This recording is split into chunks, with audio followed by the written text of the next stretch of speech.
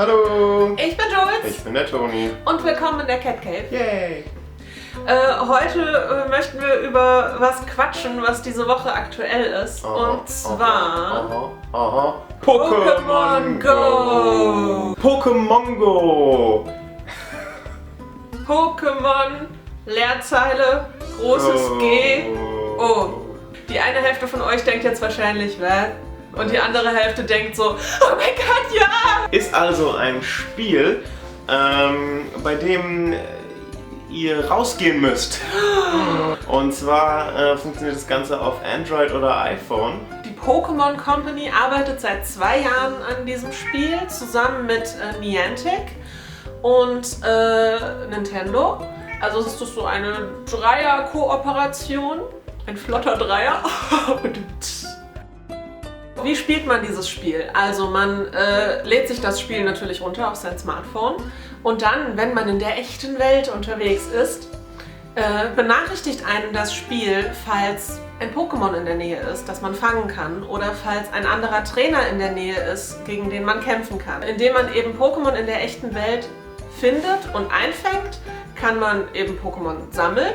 Diese kann man dann auch trainieren, indem man gegen wilde Pokémon oder gegen eben andere Trainer kämpft.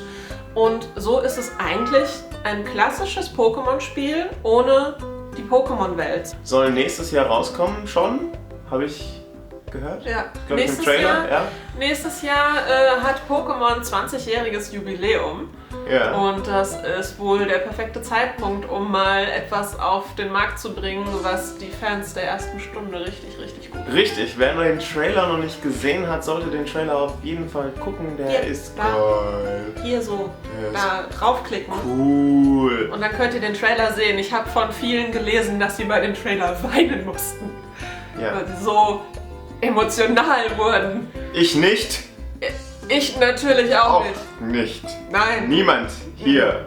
Nintendo hat jahrelang versucht, Pokémon eben an Kinder zu verkaufen. Was ja in erster Linie nicht schlecht ist, aber die Pokémon-Fans der ersten Stunde, die sind jetzt natürlich nicht mehr klein. Die sind eben so alt wie wir. Ich bin nicht mehr klein. Nein, du bist nicht mehr klein. Aber wieso? Genau diese Leute sieht man eben im Trailer. Wir sind wieder die Zielgruppe. Wir sind die Zielgruppe! Und man sieht in dem Trailer nur Pokémon der ersten Generation. Was auch interessant ist, wenn man mal bedenkt, dass es mittlerweile wie viele gibt? Weiß nicht. 600? 600? Ich habe irgendwann 800? aufgehört zu zählen. Man weiß es nicht. Das Spiel wurde von dem Augmented Reality Game Ingress inspiriert, was es auch für Smartphones gibt. Das Geile am Trailer war natürlich, dass man irgendwie überall 3D-Modelle von den Pokémon gesehen hat. Und ich befürchte, weil es in Ingress auch so war, dass man da wirklich nur sehr strategisch dran geht. Mal schauen. Kann sein. Mal schauen, dass man, ich fände es echt cool, wenn man da so ein bisschen mehr Modellartiges sehen kann. Das ist tatsächlich im Moment zu Pokémon Go Frage Nummer 1. Sieht man, wenn man jetzt sein Smartphone plus Kamera irgendwie hinhält, sieht man dann das Pokémon tatsächlich auf dem Bildschirm mit der Umgebung interagieren oder eben nicht. Ganz ehrlich, ich glaube, dem Spielspaß würde es gar nicht so viel wegnehmen, wenn man das nicht hätte. Also mir jetzt zumindest nicht. Mich interessiert jetzt nicht, ob ich Pikachu irgendwie auf meinem Handy rumhüpfen sehe oder nicht. Dich schon?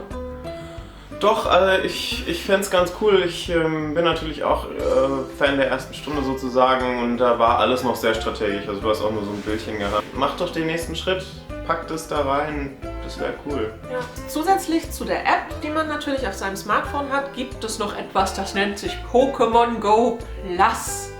Pokémon Go Plus ist ein kleiner Clip oder ein Armband oder ein Clip, den man an ein Armband machen kann. Auf den ersten Blick dachte ich so, okay, ist also so eine Art Apple Watch für Pokémon Go, aber leider kann dieses Ding gar nicht so viel, wie jetzt eine Apple Watch kann. Und zwar dieses Ding kann blinken, vibrieren und es hat ein Knöpfchen, das man drücken kann.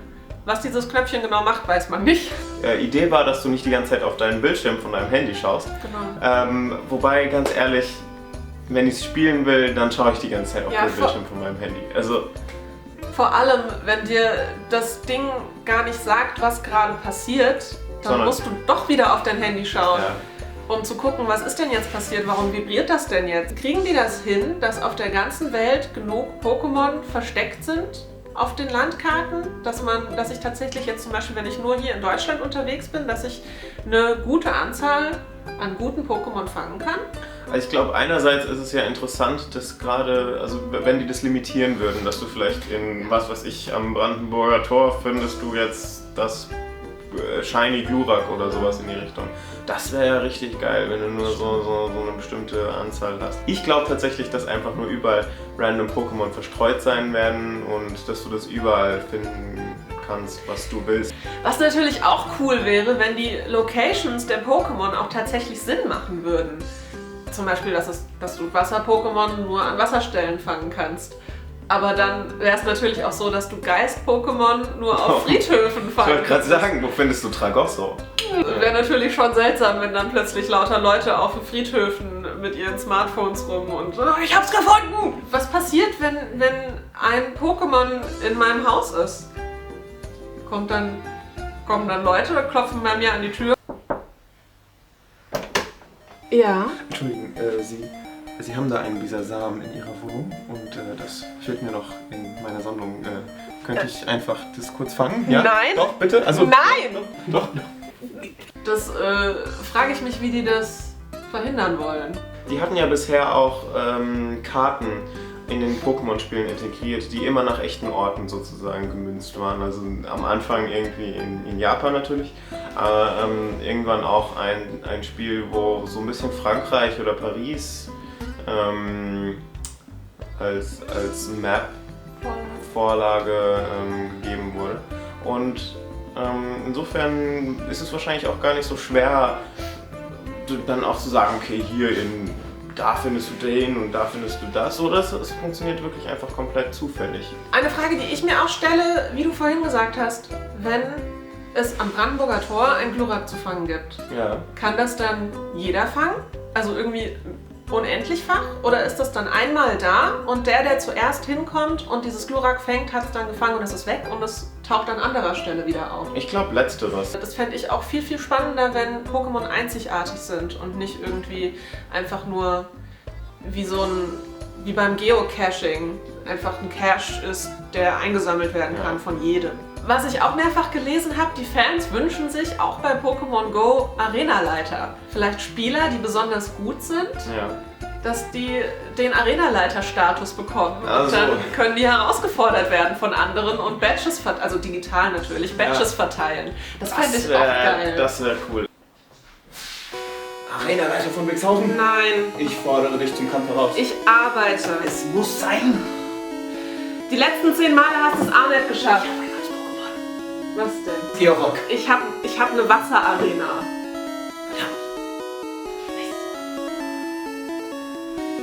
Was besonders schön ist, dass man als Gamer mal dazu gezwungen wird, rauszugehen. Also, ne? Als ob wir faul wären. Ja, natürlich sind wir faul. Jetzt seien wir mal ehrlich. Wir sind Gamer, wir sitzen drin und zocken. Aber wenn mich ein Spiel dazu animiert, rauszugehen, neue Orte zu entdecken, finde ich das toll. Und ich hoffe, dass es nicht nur die 150 Pokémon da sind, weil, hallo, ihr habt die ganze Welt zur Verfügung. Bringt doch alle Pokémon rein. Wäre mir egal. Ich wäre auch mit den ersten 150 zufrieden, glaube ich. Ich kann dir sowas egal sein. Tut mir leid. Ich mag die ersten 150. Mir egal. Spaghetti mit Ketchup oder Soße, egal. Ich esse auch Spaghetti mit Mayo. Mach keinen Wäsche. Wir sind dem Spiel gegenüber noch relativ offen. Also es könnte natürlich ein totaler Flop werden, aber wenn die das richtig machen, könnte das echt gut werden. Also wir freuen uns drauf. Was ist eure Meinung dazu?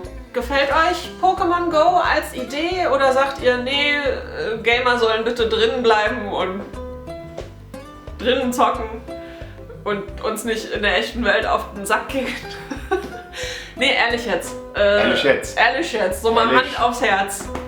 Sagt mal, was ihr davon haltet. Würde uns interessieren. 150 Pokémon, ja, das sind wirklich viel. Heutzutage Doch ich will Pokémon Meister sein, das ist mein Ziel. Kagama, Kikli, Entonakani, Evoli, Kokowai, Kabut, Tops, Zaps, Satini, Fukano, Pantimos, Tagosso, Georg, Voltobal, Duflor. Komm, schnapp sie dir, komm, schnapp sie dir. Komm, schnapp sie dir, komm, schnapp sie dir. Komm und schnapp sie dir, Pokémon.